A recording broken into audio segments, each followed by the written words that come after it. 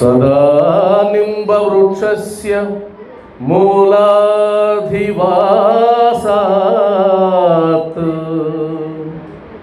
సుధాస్రావిణం తిక్తమప్యప్రియంతం తరుం కల్పవృక్షాధికం సాదయంతం నమామి ఈశ్వరం సద్గురు సాయినాథం.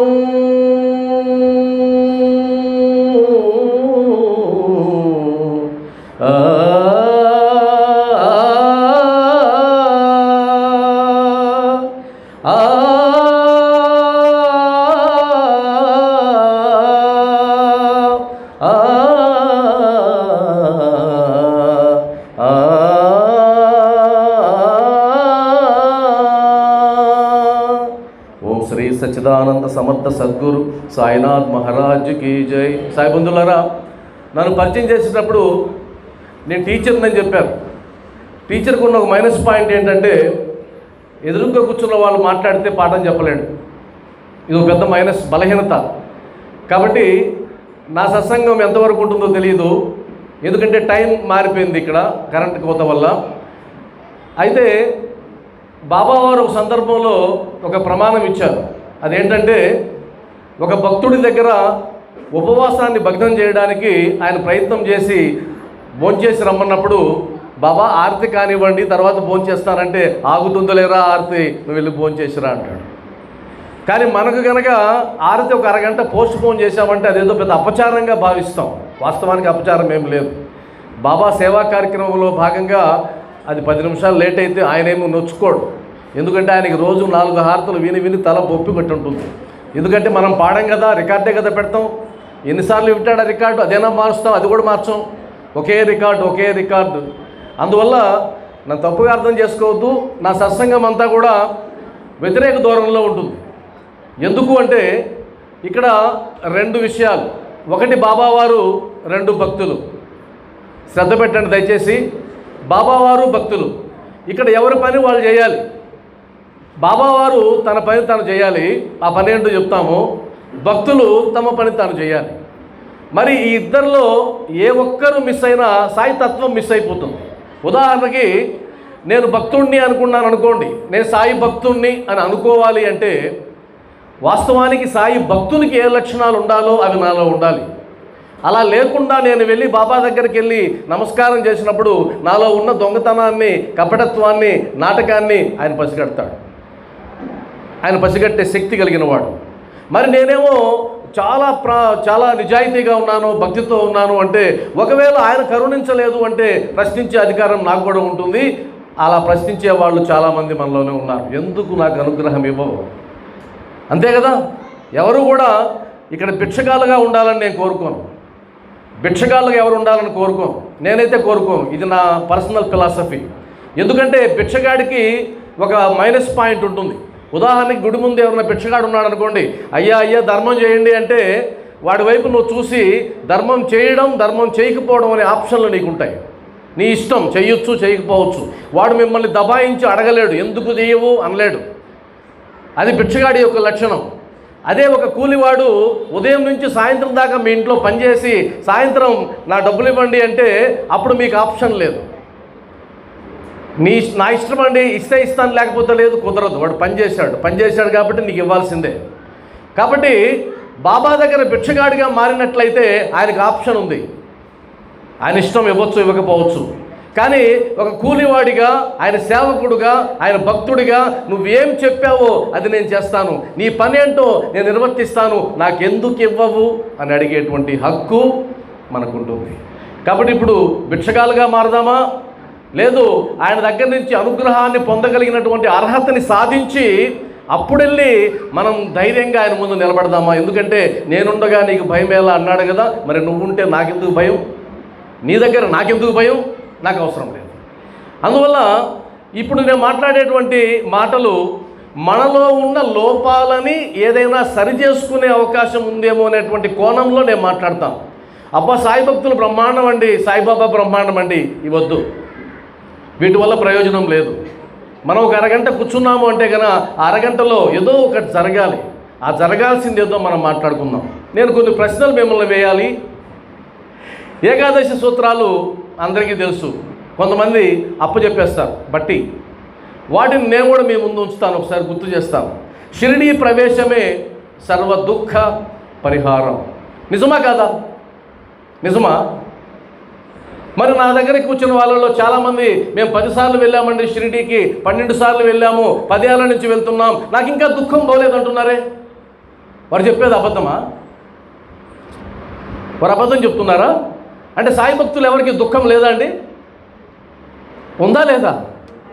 మరి 10 సార్లు వచ్చి కొత్త కొత్త కోరికలు నివేదించుకుంటున్నామే, కొత్త కొత్త కష్టాలు ఏకరువు పెడుతున్నామే, దుఃఖంలో మునిగిపోతున్నామే, ఏడుస్తూ కూర్చుంటున్నామే. మరి షిరిడీకి వెళ్ళొచ్చావు కదా, షిరిడీ ప్రవేశం అయింది కదా, మరి ఎందుకు వచ్చింది దుఃఖం? ప్రశ్నించాలా వద్దా? మిమ్మల్ని మీరు ప్రశ్నించుకోవాలి, నన్ను నేను ప్రశ్నించుకున్నా. కాబట్టి షిరిడీ ప్రవేశమే సర్వ దుఃఖ పరిహారం. ఎప్పుడు? దాని గురించి మీరు తెలుసుకోవాలి. రెండవది, ఆర్తులైననేమి నిరుపేదలైననేమి ద్వారకామాయి ప్రవేశం మొదలించినంతనే సుఖ సంపదలు కలుగుతున్నాయి. దీన్ని కూడా ప్రశ్నిస్తే తేలిపోతుంది. సుఖ సంపదలు ఎక్కడ కలుగుతున్నాయి? ఏం లేదు. ఇదేంటి ఈయన రివర్స్లో వస్తున్నాడు అనుకుంటున్నారా? కాదు, రివర్స్లోనే రావాలి. ఎందుకు అంటే సుఖ సంపదలు కలగాలంటే ఆయన అన్నాడు, కానీ దానికి ఇంకేదో చేయాలి. కేవలం షిరిడీకి వెళ్ళడం కాదు, కేవలం ద్వారకామాయలో ప్రవేశించడం కాదు. దీన్ని మీరు నమ్మినట్లయితే కనుక మనం పప్పులో కాలేసినట్టే. కాదు, ఇంకేదో కొంత చేయాలి. ఆ సినిమాలో డైలాగ్ ఉంటుంది కదా, అంతకు మించి ఏదో చేయాలి. దాని గురించి మనం మాట్లాడుకోవాలి. అదేవిధంగా చూడండి, వరుసగా ఒక 3 విషయాలు. ఈ భౌతిక దేహానంతరము నేను అప్రమత్తుడను, నా భక్తులకు రక్షణ నా సమాధి నుండియే వెలువడును, నా సమాధి నుండియే మా మానుష శరీరము మాట్లాడునని వరుసగా చెప్పారంటే అర్థం ఏంటి అంటే, నేను దేహం మాయమైనంత మాత్రాన నా ప్రభ మాయమైనట్టు కాదు, నా శక్తి మాయమైనట్టు కాదు, నా అనుగ్రహం వెళ్ళినట్టు కాదు. కాబట్టి సమాధి నుంచే నేను మాట్లాడతాను, నా ఎముకలు మాట్లాడతాయి. మరి అన్నిసార్లు చెప్పాడు కదా, 3 విషయాల్లో చెప్పాడు కదా. మరి నిజంగా మనం బాబావారు సమాధి అయినా కూడా మన వెంటనే ఉన్నాడని నమ్మినట్లయితే ఎందుకు మనం గురువుల వెంట పడుతున్నాం? ఎందుకు పరుగులు పెడుతున్నాం? ఎందుకు పాదాలు మొక్కుతున్నాం? ఎందుకు వాళ్ళ వేషాలకి మోసపోతున్నాం? ఎందుకు మన ధనాన్ని సమర్పిస్తూ ఉన్నాం? మరి బాబా ఉన్నాడా లేడా సమాధిలో? సమాధి నుంచే సమాధానం వస్తుందని నువ్వు నిజంగా నమ్మినట్లయితే ఈ పరుగులు ఎందుకు? లేదు, అబద్ధం. మనం నటిస్తాం. మనకున్న గొప్ప లక్షణం ఏంటంటే ఆస్కార్ లెవెల్ నటన. ఆస్కార్ లెవెల్లో ఇవ్వచ్చు. కాబట్టి అది నమ్ముతున్నట్టు అనిపిస్తుంది, కానీ మనం నమ్మడం లేదండి. చాలామంది నమ్మడం లేదు. మరి నమ్మే ఒకరిద్దరు ఎవరైనా ఉంటారేమో నాకు తెలియదు, కానీ వాస్తవంగా నమ్మకం లేదు. నమ్మకం ఉంటే కనుక ఆయన పాదాలు విడిచిపెట్టి పరిగెత్తాం, ఇంకొక దగ్గర పరిగెత్తాం. ఉదాహరణకి నేను హైదరాబాద్ వెళ్ళాలండి. నేను చెప్పాను, మీ హైదరాబాద్కి వెళ్తున్నానండి పలానా తారీఖున అంటే, బుక్ చేశారా రిజర్వేషన్ అన్నారు. బుక్ చేశానండి. రైల్లోనే కాదు, బస్సులో కూడా చేశాను. బస్సులో ఎందుకు? బస్సు అయినా మేలే కదా. ఒకవేళ రైలు ఏదన్నా ప్రమాదం అయితే బస్సులో వెళ్ళొచ్చు కదా. బస్సే కదండి, నేను ట్యాక్సీలో కూడా మాట్లాడాను. అన్నారనుకోండి మీరు వెంటనే, నీకు మెంటలా? ఎన్నిట్లో వెళ్తావా నువ్వు? ఎన్నిట్లో వెళ్తావు? రైలు బుక్ చేసుకున్నావు, హాయిగా వెళ్ళు. రైలు వద్దు అనుకున్నావు, బస్సులో హాయిగా వెళ్ళు. బస్సు వద్దు, ట్యాక్సీలో వెళ్ళు. ఒకేసారి 3 వెళ్తావా? వెళ్ళగలవా? నీ వల్ల అవుతుందా అని అంటాం కదా. మరి మనం ఎందుకు ఒకేసారి సోమవారం, మంగళవారం, బుధవారం మార్చి దేవుళ్ళని పూజిస్తాం? ఎక్కడికి వెళ్తాం? నిజమా కాదా? మరి బాబావారు ఏమన్నారు? షిరిడీ నుంచి కూడా ఒక మార్గము గలదు అన్నారా లేదా 2వ అధ్యాయంలో? ఎందుకన్నాడు? అరే నాయన, నువ్వు అసలే ఇందాక ఆయన చెప్పినట్టు మనసు కోతి, మర్కటం అసలే కోతి. దీనికి 10 పనులు పెడితే అది ఎక్కడ నిలబడుతుంది? అది నిలబడదు. అందువల్లనే ఏకధ్యానం, ఏకరూపం అనేది ఎందుకు అలవడడం లేదు మనకు? లేదండి, మనం లౌకికంగా ఉండాలి కదా, అందరినీ మనం కలుపుకొని పోవాలి కదా. కలుపుకొని పో, కానీ నీ దృష్టి ఎక్కడో అక్కడ నిలుపు. ఎందుకంటే బాబాతో నీకు అనుసంధానం ఉన్నట్లయితే కనుక ఇంక ఏ మూర్తి దగ్గరకు నువ్వు వెళ్ళినా సరే నీకు అనుభూతి రాదు. ఒకవేళ నా కులదైవం వెంకటేశ్వర స్వామి, మీరు నమ్ముతారో లేదో నేను అబద్ధం చెప్పడం లేదు, నేను వెంకటేశ్వర స్వామి దగ్గరికి వెళ్ళినా కూడా సాయి అంటాను. మీరు కూడా అంతే కాదా? మరి మీకు ఆ లోపల జీర్ణం అయిపోయింది. ఎందుకంటే ఆయనకు నీకు రుణానుబంధం ఉంది, జన్మజన్మల అనుబంధం ఉంది. అయినా కూడా ఎందుకు పరుగులు పెడుతున్నాం? పక్కదారులు ఎందుకు తొక్కుతున్నాం? అసలే కోతైనటువంటి దీనికి 10 పనులు పెడితే ఎక్కడ చేస్తుంది? ఉండేదే తక్కువ జీవితం, 60, 70, 80. మరి ఈ తక్కువ జీవితంలో అంత నువ్వు ఎక్కడ చేయగలవు? నీ వల్ల ఎక్కడవుతుంది? నువ్వు పరమార్థంలో ఏదో ఒకటి సాధించాలి కదా. అందువల్ల గుర్తుపెట్టుకోండి, ఈ పరుగులు పెట్టడం ఎప్పుడు మానుతామంటే విశ్వాసం ఉన్నప్పుడు మాత్రమే మానుతాం. విశ్వాసం ఉన్నట్టు నటిస్తాం కానీ పూర్తిగా ఉండదు.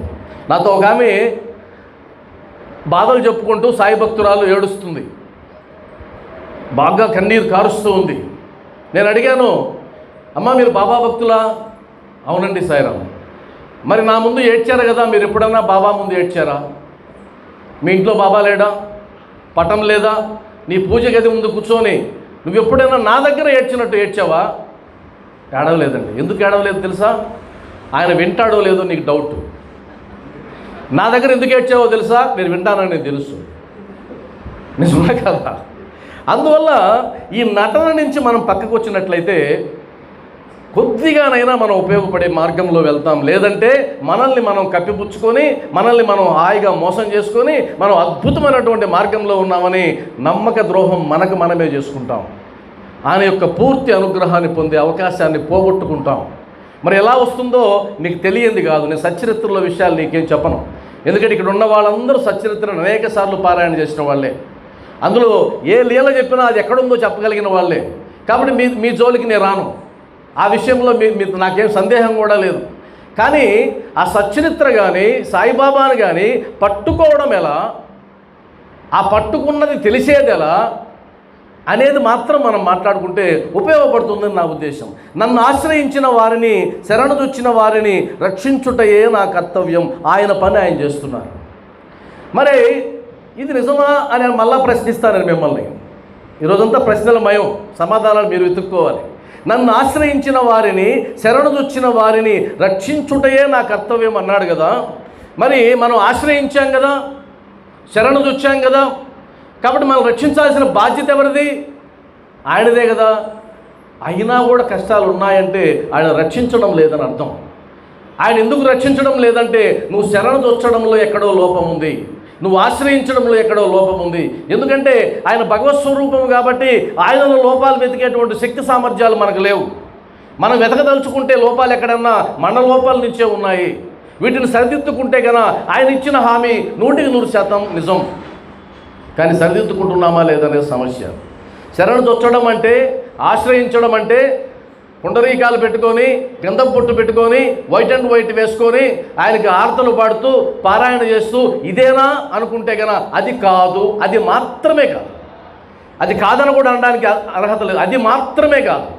ఉదాహరణకి ఒక శిష్యుడు, ఒక విద్యార్థి తన లెక్కల టీచర్ యొక్క రూపాన్ని ఆయన ఎంతో భక్తితో ప్రేమిస్తూ ఒక పటాన్ని తీసుకొని ఆయనకు ఒక అష్టోత్తరం కూడా ఆయనే రాసుకొని జేబులో పెట్టుకొని మా లెక్కల మాస్టరు అని రోజు ఆయన గురించి మాట్లాడుతూ ఉంటే, పొగుడుతూ ఉంటే, పూజలు చేస్తూ ఉంటే లెక్కలు వస్తాయా?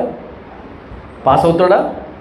ఆ తర్వాత పాస్ కాకపోతే ఏంటి గురువుగారు మిమ్మల్ని నేను పూజించినా ఎందుకు నేను పాస్ కాలేదని అంటే అప్పుడు చెప్తాడు గురువుగారు రహస్యం, పిచ్చోడా నన్ను పూజించడం కాదురా, పూజించడంతో పాటుగా నేను చెప్పిన లెక్కలను కూడా చేయాలి. నువ్వు అది తప్ప మిగతా అంతా చేసావు, మనం కూడా అది తప్ప మిగతా అంతా చేస్తున్నాం. పూజ చేయడంలో మనల్ని మించిన వాళ్ళు లేరు, అలంకరించడంలో మనం మించిన వాళ్ళు లేరు, అద్భుతంగా చేస్తాం. కానీ దాంతో పాటుగా బాబావారు ఏదైతే చెప్పారో దాన్ని ఆచరించకుండా కేవలం ఈ షోడశోపచారాలు, అష్టోపచారాలకే పరిమితమైనట్లయితే బాబా తత్వాన్ని నువ్వు అర్థం చేసుకోలేదని భావించండి. అది కాదు బాబా తత్వం. ఆచరించడమే బాబా తత్వం. కాబట్టి సద్గురువు ఆయన మహామహిమాన్వితుడు కావచ్చు, గొప్పవాడు కావచ్చు, కానీ ఆయన చెప్పిన చిన్న విషయమైనా సరే నువ్వు ఆచరించగలిగితే అప్పుడు చూస్తావు ఆయన ప్రభ ఏంటో. లేదంటే గనక ఆయన అలానే ఉంటాడు, మనం ఇలానే ఉంటాం, వృద్ధాప్యం వస్తుంది, ఇన్ని సంవత్సరాలు సేవించాను కానీ మనశ్శాంతి లేదు బాబా అంటూ కన్నుమూస్తాం. అవసరమా ఇది? తేల్చుకుందాం, అటో ఇటో తేల్చుకుందాం. అయ్యా నాకు అంత అవకాశం లేదు. ఉదాహరణ నా గురించి చెప్పుకుంటే 50 ఏళ్ళు వచ్చాయి, నాకు 51, మహా అయితే ఒక 20 ఏళ్ళు ఉంటానేమో ఈ భూమి మీద, కాకపోతే ఇంకో 10 ఏళ్ళు ఉంటానేమో, 80 ఏళ్ళు. ఆ తర్వాత ఉన్నా ఒకటే, లేకపోయినా ఒకటే, అంటే ఒక 30 సంవత్సరాలు. అంటే నేను ఇప్పటి వరకు బతికినంత కాలం కూడా నేను బతకపోను. ఇప్పుడు నేను నిర్ణయించుకోవాలి, తేల్చుకోవాలి. బాబా నీ అనుగ్రహాన్ని నేను పొందగలుగుతున్నానా లేదా నాకు తెలియాలి. పొందాలంటే ఏం చేయాలో నాకు తెలియాలి. అంతేగాని ఊరకనే వెళ్తే ఈ జన్మ వృధా అవుతుంది కదా అని అనుకోవాలి.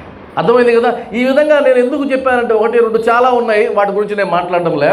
ఎందుకు చెప్పాను అంటే మీరు గనక సచ్చరిత్రని కానీ ఇంకొక గ్రంథాన్ని కానీ ఏ గ్రంథాన్ని కానీ అందులో ఉన్నటువంటి సారాన్ని మనసులోకి ఎక్కించుకుని, ఆ తర్వాత మనసులో నుంచి హృదయంలోకి ఎక్కించుకుని, ఆ తర్వాత ఆచరణలోకి పెట్టకుండా ఉన్నట్లయితే అది కేవలం వాచాభక్తి మాత్రమే అవుతుంది, కానీ అది ఉపయోగపడదు. ఎందుకు చేయాలి? అందులో మనం చేస్తాం. అసలు మనుషులం ఎలా ఉంటాం? ప్రయోజనం ఉండాలి. ప్రయోజనం లేకుంటే మనం చెయ్యం. నేను కూడా అదే అంటున్నా, ప్రయోజనం లేకుండా చేయొద్దు. ప్రయోజనం ఏంటో తేల్చుకొని చేయొద్దు. ఎందుకు అంటే బాబావారు చెప్పారు శ్యామతో, శ్యామ నీకు నాకు 72 జన్మల సంబంధం. అంటే అర్థం ఏంటి? నీకు నాకు 72 జన్మల సంబంధం రా శ్యామ అన్నాడు కదా. దాని అర్థం ఏంటి అంటే 72 జన్మలుగా బాబాని అనుసరిస్తూ వస్తున్నాడు శ్యామ. నిజమా కాదా? అయితే మరి అన్ని జన్మలైనా కూడా ఎందుకు ఆయన పరమాత్మలో లీనం కాలేదు?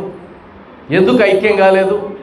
ఎందుకు వెంటబడుతున్నాడు అంటే ఆయన బాబా తత్వాన్ని అర్థం చేసుకుని బాబాలో లీనం కావడానికి 72 జన్మల సంబంధాలు ఉన్నా కూడా ప్రయోజనం లేదు. మనమే పాటి. కాబట్టి ఈ జన్మలోనే తేల్చుకోవాలి. ఎందుకంటే అనేక జన్మలు ఎత్తిన తర్వాత కదా లాస్ట్ జన్మకు వచ్చాం. అదే కదా శాస్త్రం చెప్తుంది. మరలా ఇంకొక జన్మ ఉందో లేదో తెలియదు, ఉన్నా అవసరం లేదు. ఈ కష్టాలు మళ్ళీ అవసరమా? మనకు అవసరం లేదు. కాబట్టి ఇదే చివరి జన్మ అనుకుని మనం వెళ్ళినట్లయితే భగవద్గీత ప్రమాణం మనకు. భగవద్గీతని మనం నమ్ముతాం. భగవద్గీత మీద ప్రమాణం చేసి అని అంటాం, అంత నమ్ముతాం. కాబట్టి అది చెప్పిన విషయాన్ని కూడా నమ్మాలి కదా. భగవద్గీత ఏం చెప్పింది? దేహినోస్మిన్ యథా దేహే కౌమారం యవ్వనం జరా తథా దేహాంతర ప్రాప్తి ధీరస్తత్ర నముహ్యతి. అర్థం మీకు తెలుసు.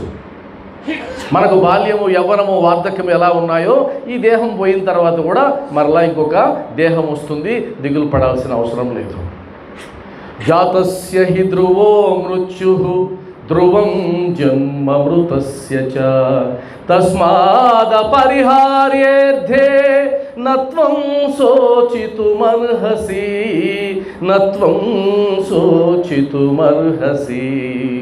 పుట్టిన వానికి మరణము తప్పదు, మరణించిన వానికి పుట్టుక తప్పదు. కాబట్టి నువ్వు ఈ విషయంలో బాధపడాల్సిన అవసరం లేదు. నైనం చిందంతి శస్త్రాణి నైనం దహతి పావకః నచైనం క్లేదయంత్యాపో నశోషయతి మారుతః. శస్త్రాలు ఛేదించజాలవు, అగ్ని దహింపజాలదు, నీరు తడుపుజాలదు, ఆత్మ శాశ్వతం. వాసాంసి జీర్ణాని యథా విహాయ నవాని గృహ్ణాతి నరోపరాని తథా శరీరాని విహాయ జీర్ణాని అన్యాని సంయాతి నవాని దేహి. చిరిగిపోయిన వస్త్రాలను మనం విడిచిపెట్టి కొత్త వస్త్రాలను ఎలా ధరిస్తామో అదేవిధంగా ఈ చిక్కి శల్యమైనటువంటి ఈ శరీరాన్ని విడిచిపెట్టి కొత్త శరీరాన్ని ధరిస్తాం. ఇందులో నీకు ఎలాంటి సందేహం లేదు అన్నారు కదా. ఇప్పుడు అసలు విషయానికి వద్దాం. మరలా జన్మ కావాలి అంటే ధైర్యంగా ఉండొచ్చు, ఖచ్చితంగా జన్మ వస్తుంది. కానీ ఏ జన్మ వస్తుందో తెలియదు. కుక్కగా పుట్టచ్చు, నల్లిగా పుట్టొచ్చు, ఒక్క చరుపుతో వచ్చే దోమలా పుట్టొచ్చు, ఎలాగైనా పుట్టొచ్చు. ఎందుకని ఈ జన్మలో నువ్వు తరించకపోతే నువ్వు పరమాత్మలో ఏం లేనం కావు, మరలా వస్తావు తిరుగుటప్ప, వెళ్ళిన వెంటనే వచ్చేస్తావు. కానీ ఎక్కడ పడతావో తెలియదు. కొంతమంది ఇళ్ళల్లో చూడండి కుక్కల్ని పెంచుకుంటూ ఉంటారు కదా, పప్పీల్ని. వాస్తవానికి అవి కుక్కలు కాదవి, బంధువులే. మీ అత్తో మీ అవ్వో ఎవరో వచ్చి ఉంటారు, వారికి చేయాల్సిన సేవ అలా బ్యాలెన్స్ ఉంటుంది. ఇప్పుడు ఆ సేవ చేస్తూ వారికి స్నానం చేయిస్తూ అన్నీ చేయిస్తూ కూర్చుంటాం. కాబట్టి వస్తూ తిరుగుటప్ప జరుగుతూనే ఉంటుంది, ఎక్కడికి వెళ్ళాం. మరి ఏ దేహం ఎలా చెప్తున్నాం? మేకల విషయంలో చెప్పాడు కదా, వీరు నా స్నేహితులు, ఇప్పుడు మేకలుగా వచ్చారు అంటే దేహం మారినా కూడా బాబా గుర్తుపెట్టాడు. నేనైతే ఏమంటానంటే, బాబా అంత ఓపిక మాకు లేదు, మేము ఇన్స్టెంట్ జీవితంలో ఇన్స్టెంట్ యుగంలో ఉన్నాము, మాకు వెంటనే కావాలి ఫలితాలు, వెంటనే కావాలి, ర్యాపిడ్ కోర్సులు ఏదైనా ఉంటే కావాలి, నీలాగా జన్మజన్మల ఆ ఓపిక మాకు లేదు నాయన, అందువల్ల ఇదే చివరి జన్మ కావాలి, ఇంకొద్దు. అయితే మనం చప్పట్లు కొట్టడంలో కూడా పూర్తిగా చేయం, ఇటు కొడతాం. ఆ పనైనా పూర్తిగా చేస్తామా? ఏది పూర్తిగా చేయం. ఇప్పుడు ఇక్కడ ఉన్న వాళ్ళందరూ ఒకసారి గట్టిగా చప్పట్లు కొట్టండి. మరి ఈ శబ్దం ఇంతకుముందు ఏమైంది? మనది అన్ని అరకొర పనులే చేస్తాం. చప్పట్లు కొట్టడం ఇదేంటిది? కాబట్టి ఏది చేసినా పూర్తిగా చేయాలి, అంతే కదా. కాబట్టి నేనైతే బాబాను మొక్కుకుంటూ ఉన్నా, అయ్యా నాకైతే ఓపిక లేదు, జీవితం ఎంత దుర్భరంగా ఉంటుందో మాకు బాగా చూపించావు నువ్వు, మేమేం బంగారు స్పూన్తో పుట్టలేదు, చాలు ఈ కష్టాలు, మరలా వచ్చే జన్మలొద్దు, నువ్వు ఏం చెబుతావో అది మేము చేయడానికి సిద్ధంగా ఉన్నాం. కాబట్టి నువ్వు చేయాల్సింది ఏంటంటే ఇదే మాకు చివరి జన్మ అయ్యేటట్టుగా ప్రసాదించు. నేనైతే బాబా దగ్గరికి వెళ్ళి అది తప్ప ఇంకేది, మీరు కూడా అదే కోరుకున్నట్లయితే ఆధ్యాత్మిక చింతన మీకు అలవడిందని అర్థం. లేదంటే మా మనవరాలకి సాఫ్ట్వేర్ ఉద్యోగం రావాలి, మా ముని మనవరాలు పెళ్ళి నేను చూసేదాకా ఉండాలి, ఎందుకు చూడడం అవసరమా? కోరికలు పెంచుకుంటూ వెళ్తాం. ఇంకొంతమంది చెప్తారు, మీరు ఈ పని చేశారంటే బాబా మీ కోరిక తీరుస్తాడు. దుర్మార్గం, ఇది అబద్ధం అండి. ఇది బాబా విషయంలో హేమట్ పంత్ గారు చెప్తారు అద్భుతమైన మాట. బాబా వారు బెల్లాన్ని ఆశ చూపించి కషాయాన్ని తాగిస్తాడు, నేను నా అదృష్టం ఏంటో కానీ అది బెల్లం అనుకునే కషాయాన్ని మింగేసినాను అంటాడు కదా. కాబట్టి మనకు బెల్లం వద్దు, ఆల్రెడీ షుగర్ వచ్చింది, బెల్లం తిని షుగర్ వచ్చింది. కాబట్టి ఇప్పుడు ఏమొద్దు, మాకు విడుదల కావాలి, విడుదల, ఈ జన్మ నుంచి విడుదల, ఈ జీవితం నుంచి విడుదల. ఆ విడుదల అయ్యేలోపు నువ్వు బాబా ఏం చేయమంటే చేస్తావు అన్నట్టయితే కనుక ఇప్పుడు ఈ దృక్పథంతో సాయి సచ్చరిత్ర చదవండి. సాయి సచ్చరిత్ర మీకు వేరే కోణంలో కనిపిస్తుంది. ఈ దృక్పథంతో బాబా భక్తుల యొక్క అనుభవాలను చదవండి, వేరే కోణంలో కనిపిస్తుంది. ఇప్పుడు మీరు సాయి తత్వాన్ని మాత్రమే అర్థం చేసుకుని సాయి భక్తుల జీవితాన్ని పరిశీలించి వారి గురించి విశ్లేషించడానికి మీకు మిగిలినటువంటి 20-30 సంవత్సరాలు సరిపోతాయి. అవి కూడా చాలకపోవచ్చు. ఇందాక వారు మాట్లాడుతూ అన్నారు, 3 గుణాలని జయించిన వాడు త్రిగుణాతీతుడు, తమోగుణం, రజోగుణం, సత్వగుణం. మరి ఒక బాబా గుడిలో ఒక పాట కచేరీ పెట్టించారనుకోండి, సినిమా పాట కచేరీ, ఇది కాదు నేను చెప్పేది, అది ఏ గుణానికి సంబంధించింది? పాట కచేరీ తమోగుణం లేదా రజోగుణం, ఈ 2 వస్తాయి. సత్వగుణం మాత్రం రాదు. మరి దాన్ని 50,000 లక్ష రూపాయలు ఖర్చు పెట్టి ఆ ధర్మకర్త పెట్టించడం, భక్తుల డబ్బుల్ని అక్కడ తగలేయడం, వాళ్ళు వచ్చి మొక్కుబడిగా ప్రార్థనలో బాబా గీతం పాడి ఆ తర్వాత మొత్తం ఊ అంటావా పాడడం. ఇప్పుడు వాడు వచ్చినవాడు ఊహ అనాలో తెలియక వాడు అర్థం కాని పరిస్థితుల్లో వాటిని దోసేసి ఎందుకు వచ్చిన బాధ అండి ఇది? అంతే కదా. బాబా వారు ఏం చెప్పారు? మామిడి పోతురాగా రాలిపోతారురా, అందరూ ఉండరు, పోయేవాడిని పోనండి, మీకేం బాధ? నువ్వు గుడి పెట్టుకునింది ఊ అంటావా చెప్పడానికా? రజోగుణాన్ని ప్రేరేపించడానికా? కాదు కదా. అందుకనే సత్సంగాలు ఎక్కువ జరగవు ఎక్కడా కూడా. ఎక్కడో ఇలాంటి వాళ్ళు ఉన్న కాడ, తత్వం తెలిసిన వాళ్ళు ఉన్న కాడ మాత్రమే జరుగుతాయి. దీనికి ఇంపార్టెన్స్ ఇవ్వడం జరుగుతుంది, లేదంటే తెలియదు. వారికి ఎంతసేపు పట్టినా ఏదో ఒక ఊపు కావాలి. ఆయన ఎక్కడ ఊపుతాడు? పెద్ద ఆయన బాబా వారిని మనలాగా ఊగమంటే ఎలా ఊగుతాడు? అందువల్ల బాబాను అలా ఉంచి మహల్సాపతి ఊగేవాడు. ఆయన తన్మయత్వంతో ఊగేవాడు, భక్తితో ఊగేవాడు, రజోగుణంతో ఊగేవాడు కాదు, తమోగుణంతో ఊగేవాడు కాదు. అందువల్ల మీరు మంచి స్థలంలోనే కూర్చున్నారు, మంచివారి చేతిలో ఈ మందిరం ఉంది. నాకు ఉదయం నుంచి ఒక గొప్ప ఫీలింగ్ ఏముందంటే, ఒక అద్భుతమైన వాళ్ళ ద్వారా బాబా ఈ సేవ చేయిస్తూ ఉన్నాడు. మీ జన్మధన్యం, అందరి జన్మధన్యం. కాబట్టి నేను ఒకటే చెప్తాను, సాయిబాబా గురించి తెలుసుకునేందుకు సచ్చరిత్ర ఉంది. తత్వం తెలుసుకోవడానికి ఏ గ్రంథం ఉంది అంటే గన దాన్ని కాచి వడపోస్తే వచ్చేదే తత్వం. మనకు ప్రత్యేకంగా ఏం లేదు. మీరు కావాలంటే యూట్యూబ్ ఛానల్లోకి వెళ్ళి సాయి సత్సంగం ఇన్ తెలుగు అని కొట్టండి, వేల వీడియోలు ఏం రావు, వేల వీడియోలు ఏం రావు, 1, 2 ఎవరో వస్తాయి. అంత కొరత ఉంది దీంట్లో. దాన్ని మనం అధిగమించాలి అంటే కనుక దాని తత్వాన్ని పట్టుకోవాలి, సాయి తత్వాన్ని పట్టుకోవాలి. సాయి తత్వం తలకెక్కకుండా బాబా యొక్క సంపూర్ణ అనుగ్రహాన్ని పొందడం అన్నది అది కల్లా. ఎందుకు అంటే దైవస్వరూపులు ఎవరైనా సరే నువ్వు అడిగిన వెంటనే వరాలు ఇస్తారు.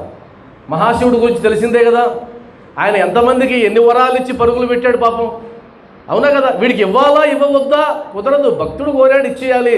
వాడికైనా నీ మీద చేయి పెడతానంటే పరుగు పెట్టాలి. కానీ బాబా అంత అమాయకుడేం కాదు. నేను మరలా ఆ పదాన్ని మరలా రిపీట్ చేస్తున్నా, బాబా అంత అమాయకుడేం కాదు. ఎందుకు అంటే ఈయన సద్గురువుగా భూమి మీదకి వచ్చాడు. సద్గురువు ఏం చేస్తాడు అంటే భగవంతుడు చేయలేని దాన్ని చేస్తాడు. అమాయకులమై మనం ఎవరు బాబా పాదాలు పట్టుకోలా, అమాయకులం కాదు మనం. బాగా మనకున్నటువంటి రంగాల్లో మనం పట్టుత్వం ఉన్న వాళ్ళమే, బాగా పేరున్న వాళ్ళమే. మరి ఎందుకు బాబా పాదాలు పట్టుకున్నాం? 1918లో ఆయన మహాసమాధి అయితే, అంతకుముందు 60-70 సంవత్సరాలు అయితే, ఒక 200 సంవత్సరాల చరిత్ర కూడా లేనటువంటి బాబాకి ఇంత వైభవం ఏంటి? వేలాది సంవత్సరాలుగా ముక్కోటి దేవతలు మనకు కొలువై ఉన్నారే. మనకు ఎక్కడైనా కొరత ఉందా దేవుళ్ళకి? మరి ఈ కొత్త దేవుడు ఎందుకు వచ్చాడు? ఒక ఆయన మేము బాబాను విమర్శిస్తూ పాట రాసినాం. నేను హేతువాదిని. హేతువాదంలో పనిచేసే జన విజ్ఞాన వేదిక అనే సంస్థలో 10 ఏళ్ళు పనిచేసిన వాడిని, బాబా మీద వ్యంగ్యంగా పాటలు రాసి పాడిన వాడిని, ఈయన నమ్మే వాళ్ళని తిట్టేవాడిని. మరి నాకే వేశాడు కాలం, ఆయన నన్నే తీసుకొచ్చి కూర్చోబెట్టాడు. అప్పుడు అనేవాడిని, కొత్త దేవుడు వచ్చాడండి, ఈ కొత్త దేవుడు గురించి తెలుసుకోండి అని చెప్పి మేము వ్యంగ్యంగా పాటలు పాడేవాళ్ళం.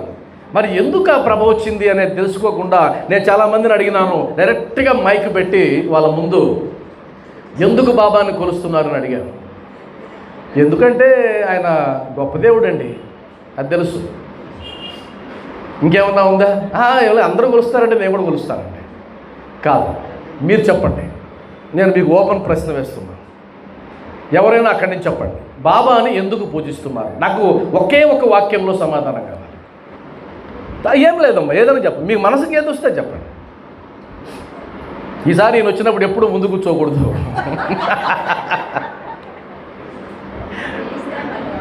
అమ్మా, పిలిస్తే పలుకుతాడు కాబట్టి ఒక సమాధానం. ఇంకేమన్నా ఉన్నాయి?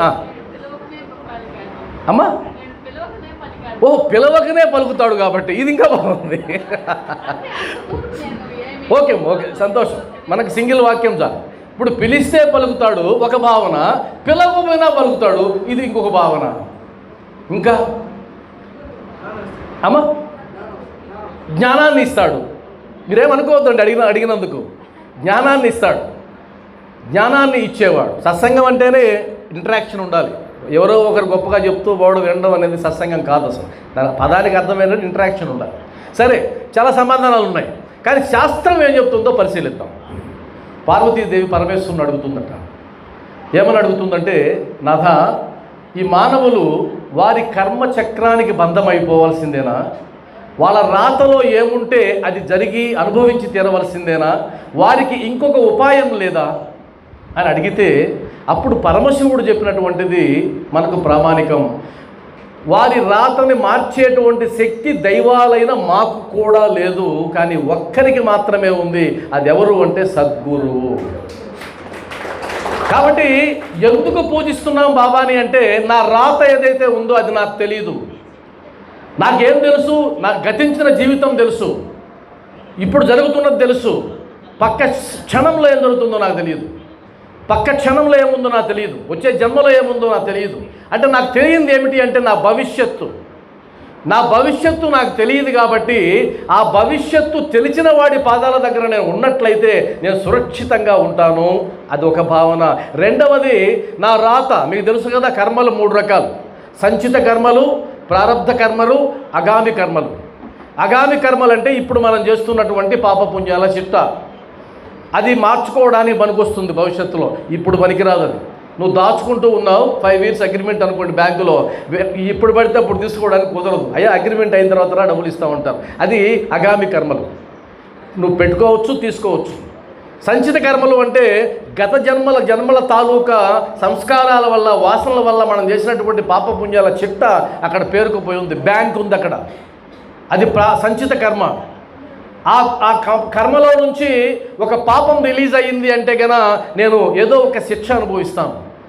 ఒక అనారోగ్యమో, ఒక అకాల మరణమో, ఇంకేదో చెడు జరుగుతుంది. అది ప్రారబ్ధం అంటారు. అంటే సంచిత కర్మల్లో నుంచి ఒకటి రిలీజ్ అయితే అది ప్రారబ్ధం. దాన్ని మార్చే శక్తి ఎవరికీ లేదు. ఆ ప్రారబ్ధంలో నుంచి మంచి వస్తే సుఖాన్ని, ఆనందాన్ని, సంతోషాన్ని, మంచి భర్తని, మంచి భార్యని, మంచి బిడ్డల్ని, మంచి అల్లుడిని, మంచి ఉద్యోగాన్ని పొందుతాం. అందులో నుంచి కన్నా ఒక చెడు కర్మ బయలుదేరింది అంటే ప్రారబ్ధ కర్మగా కన్నా ఇవన్నీ చెడు అన్నీ జరుగుతాయి. మరి అవి ఆపే శక్తి ఎవరికీ లేదు, కానీ సద్గురువుకు మాత్రమే ఉంది. అందుకనే పిల్లయ్య అడుగుతాడు, ఈ నారుకురుపు బాధ నేను తట్టుకోలేకపోతున్నాను, ఈ బాధని 10 జన్మలకి వాయిదా వేయండి అని చెప్పమంటే ఏమన్నాడు? వాడికేం కర్మరా, 10 రోజుల్లో తీసి పారేస్తాను అన్నాడు. ప్రమాణం దొరికింది కదా. కాబట్టి శ్యామ పాము కాటుతో మరణించాలి, డాక్టర్ దగ్గర కూడా వెళ్ళలేదు, బాబానే నమ్ముకొని వచ్చాడు. ప్రారంభంలో ఉంది మరణం, తప్పించి పారేశాడు. దిగు అన్న సరళమైన మాటలతో ఆయన తీసిపారేశాడు విషాన్ని. మహర్షాపతిని ఎన్నోసార్లు కాపాడాడు, నానాసాహెబ్ చందోర్కర్ని ఎన్నోసార్లు కాపాడాడు. అలా కాపాడగలగడానికి కారణం ఏంటి అంటే కనుక ఆయనకి మాత్రమే ఆ సమర్థత ఉంది. అందుకని మనం ఏమంటాం? ఓం శ్రీ సచ్చిదానంద సమర్థ సద్గురు అంటాం. ఆ సమర్థుడు నువ్వు తప్పితే ఇంకొకటి లేదు. మా రాతలో ఉండే కష్టాన్ని తీసిపారేసి ఆ చెడు కర్మ ఫలితాన్ని మార్చేసి మాకు ఆనందాన్ని ప్రసాదించగలిగినటువంటి ఒక్కడివే. కాబట్టే నీ పాదాలు నేను పట్టుకున్నాను అన్నటువంటి స్పష్టతతో ఎవరైతే ముందుకెళ్తారో వారు బాబాతో అనుసంధానం అవుతారు. ఒకటి గుర్తుపెట్టుకోవాలి, ఎవరి దృష్టి నా యందు కలదో వారి యందే నా దృష్టి గలదు అన్నారు కదా ఏకాదశి సూత్రాల్లో. అయితే ఇక్కడ నా దృష్టి బాబా మీద ఉన్నట్టు నాకు తెలుస్తుంది, నేను బాబాతో విన్నవించుకున్నట్టు నాకు తెలుస్తుంది. మరి అక్కడి నుంచి తిరుగుటప్ప నాకు తెలియడం లేదే. చేరిందా నా కోరిక? తెలియడంలే. ఏదైనా సందేశం వచ్చిందా? తెలియడంలే. చాలామందికి తెలియడంలే, అందరికీ తెలియదని నేను అనడంలే. ఎవరైతే బాబాతో అనుసంధానమై ఉంటారో వారికి తెలుస్తుంది. అలాంటి వాళ్ళు నాకు చాలామంది తెలుసు. అంతెందుకు, రాధాకృష్ణ మాయ తెలుసు కదా మీకు. బాబా వారు ఏదైనా పని నిమిత్తం ఎవరినైనా రాధాకృష్ణ ఆయ దగ్గరికి పంపిస్తే ఆ వ్యక్తి రాకముందే ఆ వస్తువును తీసుకొచ్చి ఆమె ఇచ్చేది. మరి ఎలా తెలిసింది ఆమెకు? బాబాతో అనుసంధానం. ఎందుకంటే ఆయన ఉచ్చిష్టాన్నే తిని బతికింది. బాబా ఎంగిలి తప్ప జీవితకాలంలో ఇంకొక ఆహార పదార్థం తినలేదు. బాబాని నమ్మిన తర్వాత ఆయనకు అభిషేకం చేసినటువంటి నీటిని మాత్రమే తాగింది. ఆయన నడిచేటువంటి దారుల్లో ఏం భేషజాలకు పోకుండా వీధుల్లో చీపురు బట్టి చిమ్మింది. ఆమె చేయాల్సినటువంటి సేవంతా నిష్కల్మషంగా చేసింది కాబట్టి బాబా వారితో ఆమెకు అనుసంధానం కలిగింది. ఇప్పుడు మీరేదన్నా అనుకుంటే బాబా ఎదురుగా ఇలా నిలబడుకుంటే మీ మనసుని ఆయన గ్రహించగలుగుతున్నాడా? అది మీకు తెలుస్తుందా? ఎంతమందికి తెలుస్తుంది? నేను ఇది అడిగానండి, సాయంత్రానికి నాకు సమాధానం ఇచ్చాడు బాబా అని ఎంతమందికి తెలుస్తుంది? ఆ స్పృహ ఎంతమందికి ఉంది? నేను అడుగుతూనే ఉన్నానండి, ఏం సమాధానం ఇవ్వడం లేదు అనే వాళ్ళ శాతం ఎక్కువ. నేను అడుగుతున్నానండి అనేవాళ్ళు ఎక్కువ. నేను అడిగానండి వెంటనే నాకు సమాధానం ఇచ్చాడండి అన్న వాళ్ళ శాతం తక్కువ. ఈ శాతం పెరగాలి. మీరు డైరెక్ట్ కనెక్షన్ ఆయనతో పెట్టుకోండి. ఇంకెవరు మీడియేటర్స్ వద్దు. మీడియేటర్స్ని మీరు నమ్ముకుంటే మీకు ఎప్పుడైనా శటకోపం తప్పదు. కాబట్టి ఆ డైరెక్ట్ కనెక్షన్ మనమే పెట్టుకుందాం. నేనైతే ఒక సలహా ఇస్తాను. 2వ అధ్యాయంలో ఆయన అన్నాడు, వాడాలో జరిగినటువంటి వాదన బాలాసాహెబ్ బాటేతో బాబాకి ఎలా తెలిసిందబ్బా అని అంటూ ఒక అద్భుతమైన మాట అంటాడు. ఆ మాట ఏంటంటే, బహుశా ఆయన మన అంతరంగానికి అధిపతి కాబోలు అంటాడు. అందువల్ల తెలిసి ఉంటుంది. లేకపోతే నా మనసులో భావన ఆయనకి ఎలా తెలుస్తుంది? ఎందుకు తెలిసింది అంటే నా అంతరంగానికి అధికారి ఆయన. కాబట్టి బాబా అన్నాడు, నీ హృదయంలో ఉండే నేనే అసలైన నేను. కాబట్టి బాబా ఎక్కడున్నాడు? పటంలో ఉన్నాడా? ఉన్నాడు. మందిరంలో పాలరాతి విగ్రహంలో ఉన్నాడా? ఉన్నాడు. మాత్రమే ఉన్నాడా? కాదు. అక్కడ మాత్రమే లేడు. ఎక్కడున్నాడు? నీ హృదయంలో ఉన్నాడు. ఇది ఎంత మంచి భావన! ఎందుకంటే నువ్వు ఉన్నంత వరకు నీ హృదయం నీతోనే ఉంటుంది. కాబట్టి మరి ప్రత్యేకంగా ఆయనేమి నువ్వు స్మరించాల్సిన అవసరం లేదు. ఆయన నీ లోపలే ఉన్నాడు. కాబట్టి నువ్వు ఎప్పుడైనా నమస్కారం పెట్టుకోవచ్చు. రామకృష్ణ పరమహంస పెట్టుకున్నట్టు కాళికామాత ఎప్పుడైతే ఆయనలోకి ప్రవేశించిందో అప్పటి నుంచి రామకృష్ణ పరమహంస ఆయనకే ఆరతిచ్చుకోవడం మొదలుపెట్టాడు. అప్పుడు అనుకున్నారు, నీ పిచ్చి బాగా ముదిరిందిరా అని. ఆయనకు వచ్చిన పిచ్చి ఏంటంటే అమ్మవారు దూరంగా లేరు, అమ్మవారు నాలోనే ఉన్నారన్నటువంటి జ్ఞానం ఆయనకు కలిగింది. కాబట్టి ఇందాక ఎవరో అన్నారు బాబా జ్ఞానాన్ని ప్రసాదిస్తారని. మీరు ఆ జ్ఞానం ఏం కావాలి అంటే, బాబా నాకు భిన్నంగా లేరు బాబా. నాలోనే, నా రూపంతోనే, నా ఆలోచనలతోనే ఆయన కొలువై ఉన్నాడు. ఈ దేహం ఉన్నంత వరకు, ఈ ప్రాణం ఉన్నంత వరకు, ఈ శ్వాస ఉన్నంత వరకు నాతో ఉంటాడు. కానీ ఇది వదిలేసిన తర్వాత కూడా నేను ఆయనతో ఉండాలి అంటే కనుక ఆయన మెప్పుని నేను పొందాలి. ఆయన అంటాడు, ఆ దర్బారులో స్థానం నాకు కావాలి, సాయి దర్బారులో నాకు స్థానం కావాలి. మనకు ఒక పాట ఉంది కదా, పూనై సాయి పాదాలపై వాలనా, నేను జ్యోతినై ద్వారకామాయిలు వెలుగనా అన్నారు కదా. మన లక్ష్యం ఏం కావాలి అంటే, ఈ శరీరం పోయేంత వరకు నాకు తెలుసే నువ్వు నాతోనే ఉంటావు, ఈ శరీరాన్ని విడిచిపెట్టిన తర్వాత కూడా నేను నీతోనే ఉండాలి. అలా ఉంటావన్న నమ్మకాన్ని నాకు కలిగించు, ఆ భరోసాని నాకు ఇవ్వు. నేను తుది శ్వాస విడిచేటప్పుడు బాబా అనేటువంటి ఆ పిలుపుతో, ఆ పలకరింపుతో, ఆ స్మరణతో ఈ శరీరాన్ని విడిచిపెట్టేట్టు నన్ను కరుణించు. అంతకుమించి ఏం కోరుకుంటాం మనం? అంతకుమించి కోరుకోవాల్సిన పనేం లేదు. అయితే ఇక్కడ మనం ఒకటి నేర్చుకోవాలి. అదేంటి అంటే, వదిలిపెట్టడం నేర్చుకోవాలి. డిటాచ్మెంట్. మనం ఏం చేస్తామంటే తగులుకోవడం నేర్చుకున్నాం, బాగా తగులుకున్నాం. 1 గంట లేట్ అయితే ఏమి ఇంకా గుడిలో ఏం చేస్తున్నావు తగిలించుకున్నాం భోగి. ఆ భోగి నిన్ను రమ్మంటుంది, నువ్వు కుదరదాడుంటే రా. మనవరాలు ఫోన్ చేస్తుంది, మనవాడు ఫోన్ చేస్తాడు, అంతే కదా. ఎందుకు? భారం తగిలించుకున్నావు. ఈ భారంతో వెళ్ళలేవు, నీ వల్ల కాదు. ఇది మాత్రం మీరు గుర్తుపెట్టుకోవాలి సాయి బంధువులారా, ఈ భారంతో వెళ్ళలేవు. మనకు శ్రీహరికోట నుంచి రిలీజ్ అయ్యేటువంటి రాకెట్ని గమనించాడు. అది ఎలా వెళ్తుంది?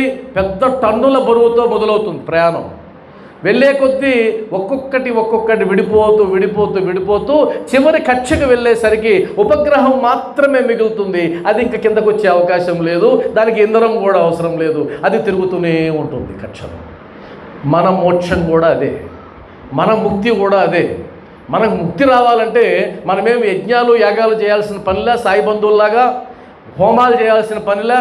మనం ఏం చేయాలి అంటే ఆయన బాటలో నడుస్తూ, ఆయన చెప్పిన పనులు చేస్తూ, ఆయన మనలో ఉండేటువంటి ఆ చెడు గుణాలను తీసేలాగా మనమే ట్రైనప్ చేసుకుంటూ ఒక పని మాత్రం మనమే చేయాలి. అదేంటంటే బరువుని తగ్గించుకోవాలి, లోడ్ తగ్గించుకోవాలి.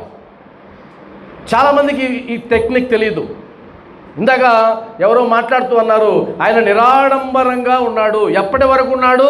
తుది శ్వాస విడిచేంత వరకు ఉన్నాడు. ఎందుకంటే ఆయన సన్యాసాశ్రమంలో ఉన్నాడు బాబావారు, గృహస్థు కాదు. ఇప్పుడు మనకు ఆశ్రమ ధర్మాలు తెలుసు కదా. ఆశ్రమ ధర్మాలు ఎన్నండి? ఎన్నున్నాయి? బ్రహ్మచర్యం, గృహస్థం, వానప్రస్థం, సన్యాసం కదా. బాబావారు స్పష్టంగా చెప్పారు, నీ ధర్మాన్ని నువ్వు నిర్వర్తించు. గీతాచార్యుడు చెప్పాడు, నీ ధర్మాన్ని నువ్వు నిర్వర్తించు. పరధర్మో భయావహ, నీ ధర్మాన్ని నువ్వు నిర్వర్తించు. ఇప్పుడు నేను 2వ స్టెప్లో ఉన్నా, గృహస్థు ధర్మంలో ఉన్నా. అంతకుముందు ఏ ధర్మంలో ఉన్నా? బ్రహ్మచర్యంలో ఉన్నా. పెళ్లి కాకముందు బ్రహ్మచర్యం, పెళ్ళైన తర్వాత లోడ్ తగిలించుకున్నా, ఒక భోగి తగిలించుకున్నా. 2 భోగిలు అయినాం మేము. తర్వాత మాకు 2 భోగిలు తగులుకున్నాయి,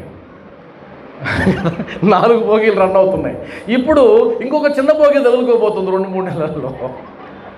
మనవడు ఇప్పుడు ఒక ఆయన నన్ను అడిగాడు, సాయి బంధువు, సార్ మీరు గృహస్థంలో ఉన్నారా వానప్రస్థంలో ఉన్నారని అడిగాడు. నేను అనుకున్నా ఇది ఆయన అడిగే ప్రశ్న కాదు, ఇది ఆయన అడిగే ప్రశ్న.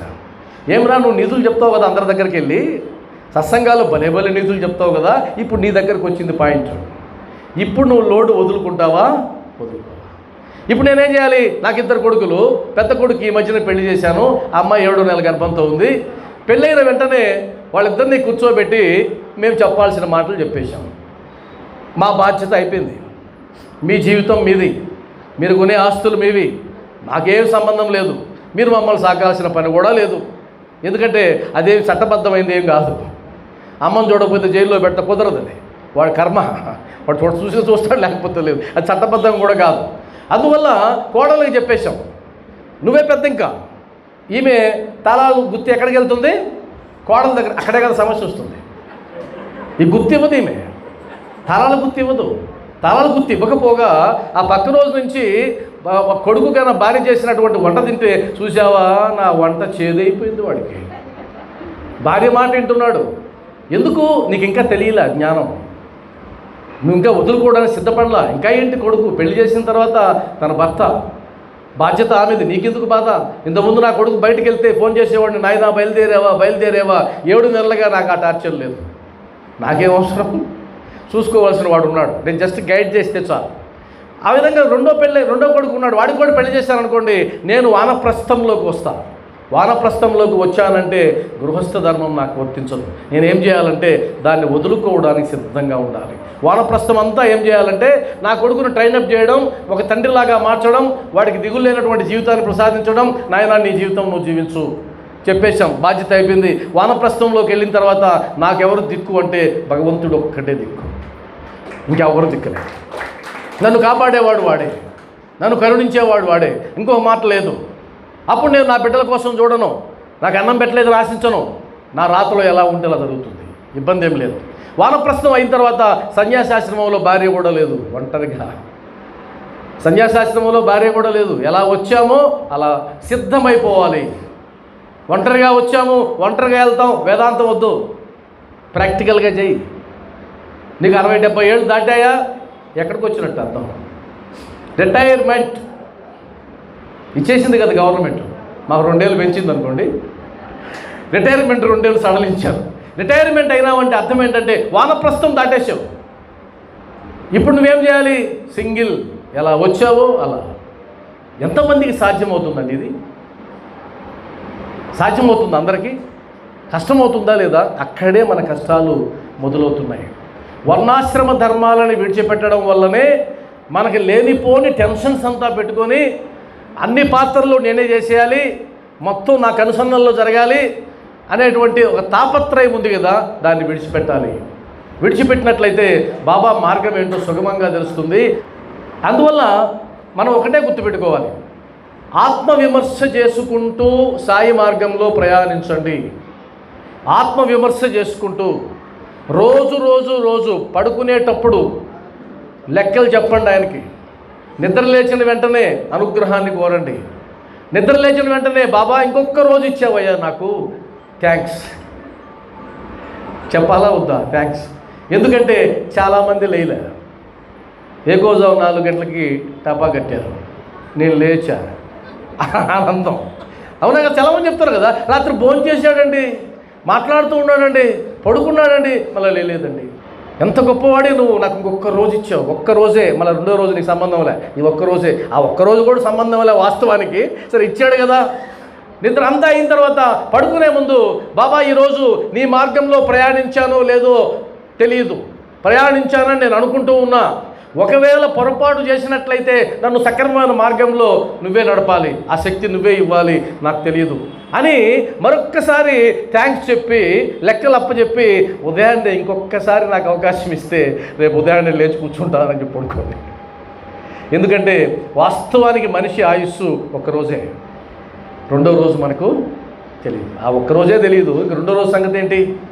ఆ విధంగా బాబాని అనునిత్యం ఏక దృష్టితో, ఏక రూపాన్ని, ఏక ధ్యాసతో, ఏక ధ్యానంతో మనం వెళ్ళినట్లయితే, ఎక్కిరాల భరద్వాజ్ మాస్టర్ గారు చెప్పినట్టు మీరు నీరు పడాలి అంటే అక్కడక్కడ 10 అడుగులు 10 అడుగులు 10 అడుగులు వేస్తే ఏం ప్రయోజనం? ఒక్క దగ్గరే వేస్తే 100 అడుగులు ఖచ్చితంగా నీళ్లు పడతాయి.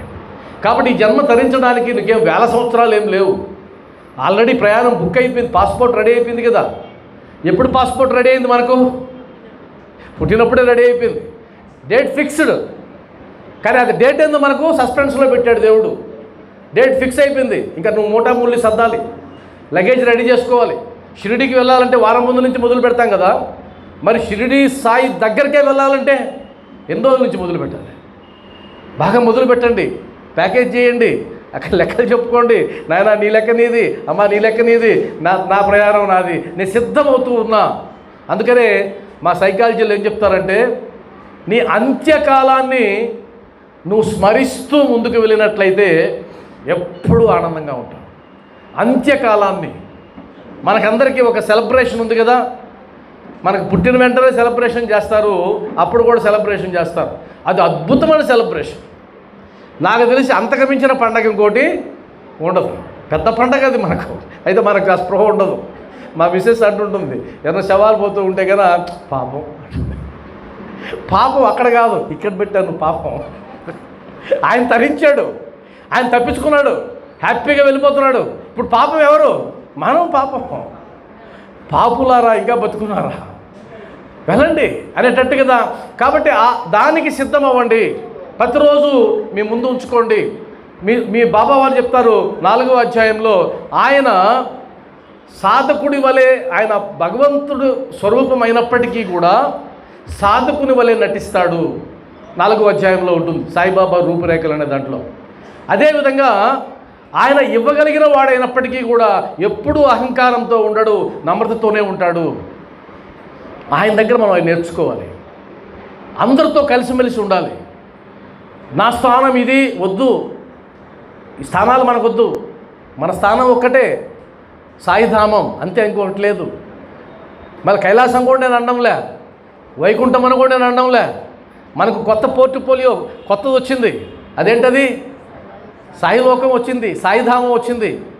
కాబట్టి మనం గెస్ట్ హౌస్లోకి పోయినప్పుడు షిరిడీలో ఏమంటే కొత్తగా కట్టిన దాంట్లో ఇస్తారా రూము, బాగుంటుంది. అవన్నీ పాతవండి, భక్తి నివాస్ పాతవి రూమ్స్ బాగుండవు. కొత్తగా కట్టాడు ద్వారావతి అట్టండి, ఈడ రూమ్ ఇస్తారా, బాగుంటాయి అంటాం కదా. ఇప్పుడు కొత్తగా ఒక 200 ఏళ్ల ముందు కట్టడం ప్రారంభించారు సాయిధామం, సాయిపురం కదా. ఇప్పుడు మనకు ప్రత్యేకమైన ఎంట్రీ, కొత్త రూములు, కొత్తగా ఉంటుంది ఆడ. ఆనందంగా మనం అందరం ఆడ జీవించవచ్చు. కాబట్టి ఇందాక ఎవరో అన్నారు, మా సాయి బంధువు వస్తే ఎక్కడో చూసినట్టుందండి మిమ్మల్ని. నేను అన్నాను, ఎక్కడ చూశారు అని అంటే, ఎక్కడ చూసేదేంటి, మనందరం ఇప్పుడు మాత్రమే కలిసిన వాళ్ళమా ఏంటి? ఎన్ని జన్మలుగా కలుసుకుంటూ ఉన్నాము, ఎక్కడెక్కడ సత్సంగాల్లో పాల్గొన్నామో. అంతకుముందు బాబా ఉన్నప్పుడు అక్కడ లేమా మనం? ఒకసారి నా భార్య సందేహం వచ్చింది, మేమిద్దరం మాట్లాడుకున్నాం, బాబా జీవించి ఉన్నప్పుడు కానీ మనం పుట్టుంటే బాగుండేది, లేటుగా పుట్టావు నిన్న. అప్పుడు నేను అనుకున్నాను, ఏమో అప్పుడు కూడా ఉన్నామేమో. ఇదే మాట అనుకుంటూ వేమగిరికి వెళ్ళాం, రాజమండ్రి దగ్గర. అక్కడ ఒక సాయి బంధువు వచ్చి ఆమెనే అడుగుతూ ఏమన్నాడో తెలుసా? అమ్మా, మనం సాయి ఉన్నప్పుడు కూడా ఒకరినొకరు కలుసుకున్నామమ్మా అన్నాడు. వచ్చిందా సమాధానం? ఆ మనసులో ఏదైతే ఉందో సమాధానం ఇచ్చేసినాడు. ఇదే ఆయన లీలలు. కాబట్టి 7 సముద్రాల అవతల ఉన్న దారం గట్టి లాగుతానన్నాడే ఇక్కడ ఒక ఉదాహరణ మీ ముందే ఉంది. ఇది ఒక పిచ్చుగా దారిని పోతూ ఉంటే ఒప్పుకోలే ఆయన.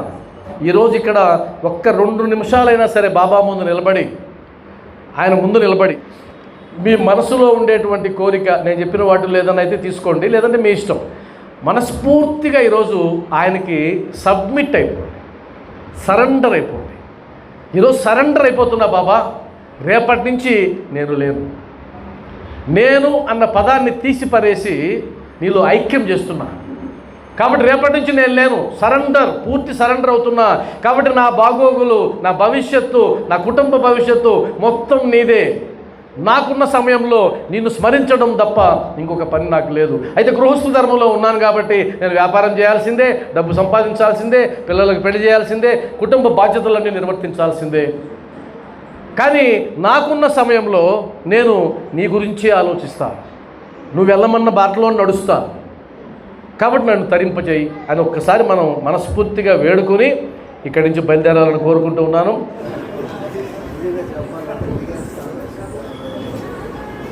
శ్రీ కమలపూడి కృష్ణ గారు ఎన్నో సత్సంగాలు చేసిన ఆయన ఈరోజు మన మందిరానికి వచ్చి ఈ సత్సంగంలో పాల్గొని అద్భుతమైనటువంటి గురుతత్వము సాయితత్వము అనే అంశం పైన ఆయన చేసినటువంటి ఉపన్యాసం వల్ల సాయి బంధువుల్లో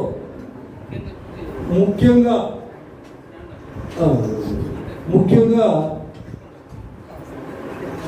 సాయితత్వం పైన సాయి సచ్చరిత్ర పారాయణం పైన భక్తులలో సాయి బంధువుల్లో ఒక అవగాహన, ఒక రియలిస్టిక్ అప్రోచ్ అనేది మనం ఎట్లా ఉండాలా, ఎట్లా మన దైనందిన జీవితంలో సాయి ప్రబోధించినటువంటి సూత్రాలను ఎలా మనము ఈ యొక్క అనుసరించి ఆచరణలో పెట్టి మన జీవితాలను సుఖమయం చేసుకోవాలో చక్కగా ప్రబోధం చేశారు. దయచేసి ఇప్పుడు మన మందిర కమిటీ తరఫున ఒక శాల్వాతో ఆయన సత్కరించమని మా సాయి బంధువు ప్రముఖ సాయి భక్తుడు కొండలరావు గారిని వచ్చి